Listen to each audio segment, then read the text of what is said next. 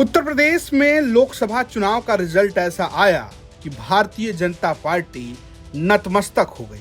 400 का नारा देने वाली बीजेपी सरकार गठबंधन के सहारे एनडीए की सरकार बन गई। लेकिन अगर आज चुनाव हो तो क्या ये परिस्थितियां बदल जाएंगी?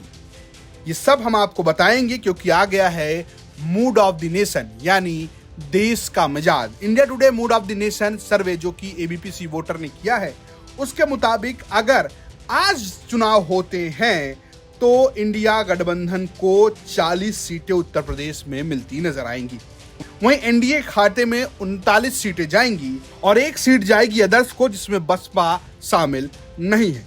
अगर आप लोकसभा 2024 के रिजल्ट को देखें तो इससे आपको लगेगा कि एनडीए की स्थिति बेहतर हुई है, क्योंकि एनडीए के पास तब 36 सीटें थी और इंडिया गठबंधन के पास 43 सीटें थी और अदर्स के पास एक सीट थी जिसमें बसपा शामिल नहीं थी। तो कुल मिलाकर अगर आज चुनाव होते हैं तो India today mood off the nation के मुताबिक उत्तर प्रदेश में बीजेपी थोड़ा बेहतर कर रही है, लेकिन उसके बावजूद भी वो पीछे है सीधे सीधे इंडिया गठबंधन से, यानी कि राहुल और अखिलेश की जोड़ी अब भी बारी है। योगी आदित्यनाथ और केशव प्रसाद मौर्य ये अभी भी उन्हें टक्कर नहीं दे पा रहे। हालांकि वोट परसेंट के मामले में माहौल थोड़ा सा बदला है। यहां पर एनडीए को बढ़त मिलती नजर आ रही है।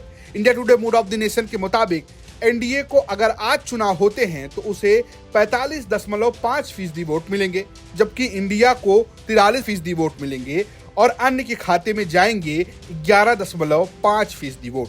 अगर इसकी तुलना आप 2024 लोकसभा चुनाव के रिजल्ट से करेंगे तब एनडीए के पास 43.31% वोट था, यानी कि एनडीए ने लगभग 2% की बढ़त हासिल की है, जबकि इंडिया गठबंधन को 0.52% का नुकसान हो रहा है, क्योंकि 2024 के रिजल्ट में इंडिया गठबंधन के पास 43.52% वोट थे।